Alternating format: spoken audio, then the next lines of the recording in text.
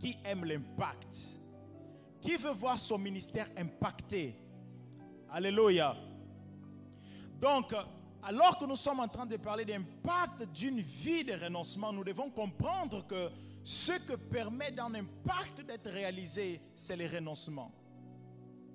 Donc le renoncement dans ces cas, ce n'est pas une corvée, mais le renoncement est la vie de quelqu'un qui réalise qu'il veut produire un impact. Parce qu'il faut comprendre que personne ne peut vivre le renoncement si elle n'a pas un impact au-dessus de ce qu'on lui propose. Elle n'a pas en vue un impact au-dessus de ce qu'on lui propose. Personne ne peut réellement renoncer à quelque chose, à moins que cette personne ait en vue un impact qui soit au-dessus de ce qu'on lui propose présentement. En fait, le renoncement est pour quelqu'un qui a vu son futur et qui a aimé son futur plus que son présent.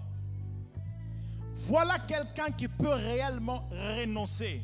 Toute personne ayant la difficulté de renoncer à quelque chose, c'est premièrement parce qu'elle n'a pas vu son futur. Deuxièmement, c'est parce que peut-être elle a vu son futur, mais elle n'a pas aimé son futur plus que son présent. Mais quiconque aime son futur plus que son présent est capable de renoncer à tout ce qui est autour d'elle afin de vivre ce futur-là.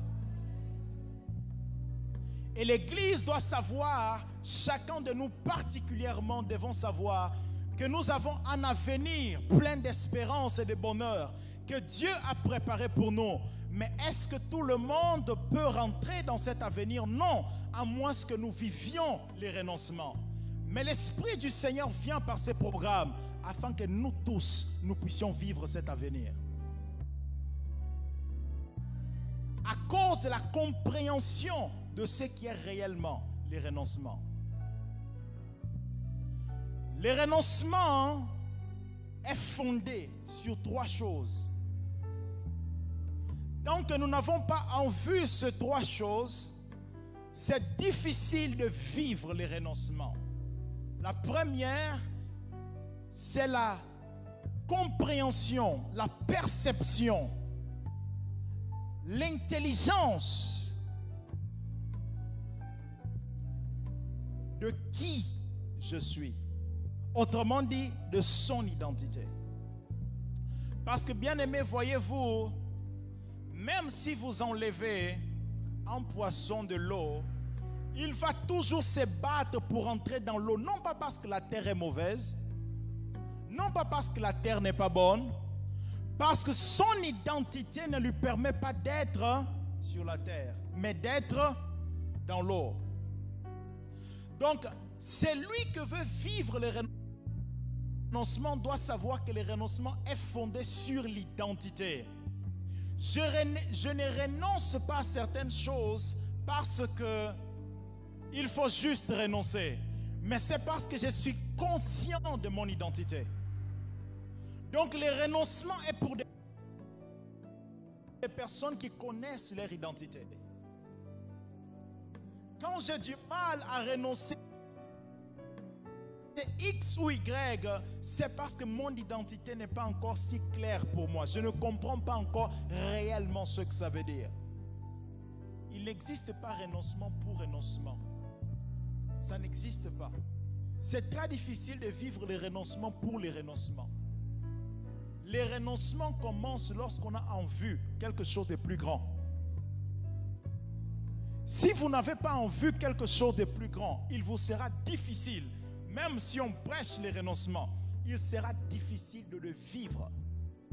Alors que nous sommes en train d'annoncer ces messages, ouvrez votre cœur afin que le Saint-Esprit commence à vous parler de votre avenir.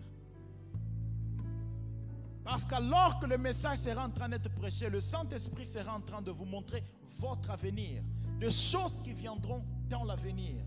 Et c'est ce qui va vous permettre de dire, non, à cause de ce qui va venir dans l'avenir, je renonce à certaines choses aujourd'hui. Deuxièmement, le renoncement est lié à la mise mission d'un individu. Toute personne ne connaissant pas la mission de sa vie ne peut pas réellement vivre le renoncement. Des fois, nous disons aux personnes, renoncer à quelque chose, mais ils ne peuvent pas parce qu'ils ne connaissent pas la mission de leur vie. Et quand on parle de mission ici, il faut comprendre que le renoncement est lié à la mission d'un individu. Imaginez-vous que ma mission, c'est de construire une grande plateforme informatique, une grande plateforme web, pour qu'on puisse continuer à mettre des messages chrétiens parce que YouTube commence à supprimer quelques-uns. Imaginons que ça, c'est ma mission. Et la mission de Ruth, c'est d'annoncer l'évangile au monde entier. Et moi, parce que je vois Ruth beaucoup prier, beaucoup jeûner, moi aussi je me mets en train de beaucoup jeûner, beaucoup prier. Est-ce que c'est mauvais? C'est forcément lié à la mission? Non. Alors en ce moment-là, même la prière et les jeûnes peuvent devenir un obstacle à la mission. Parce que le renoncement doit être lié à la mission d'une personne. Je renonce dans ce cas de dormir, de ne pas dormir la nuit, afin d'étudier plus les codes, de comprendre JavaScript, de comprendre Laravel, Symfony, PHP, Python, J2E. Ce sont des langages informatiques. Bon, HTML, ça passe, non? CSS, c'est bon, non? Donc CSS, HTML. Je passerai plus de temps en train d'étudier que de prier parce que je suis chrétien. La prière, c'est pour être en intimité avec Dieu. Mais pour quelqu'un qui est appelé au ministère, c'est aussi un ministère qu'il fait. Ce n'est pas seulement une question d'intimité, c'est un ministère qu'il fait. Alors quand on ne comprend pas ou ne connaît pas la mission de notre vie, on a du mal à renoncer à certaines choses. Parce que le renoncement est lié également à la mission. Et troisièmement, le renoncement est lié à la destinée. Si tu ne sais pas où tu vas, tu ne sais pas quoi faire. Tu ne sais pas quoi prendre. Donc, c'est lui qui connaît sa destinée. C'est plus facile pour lui de renoncer à quelque chose. Donc, comprenez ceci. Ce n'est pas que vous avez du mal à renoncer à certaines choses. C'est juste que vous n'avez pas encore connu votre mission et votre destinée. Les jours où vous connaîtrez votre mission et votre destinée, le renoncement deviendra facile. Easy. Pourquoi il y a des personnes à l'église, ils sont capables de vivre une grande vie de renoncement et pas les autres?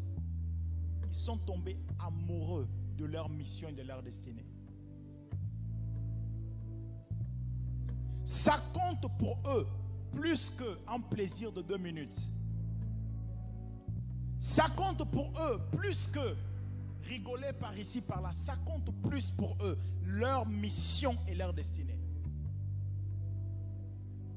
À tel enseigne que même lorsqu'ils sont fatigués, ils savent encore puiser les dernières forces pour pouvoir réaliser cela.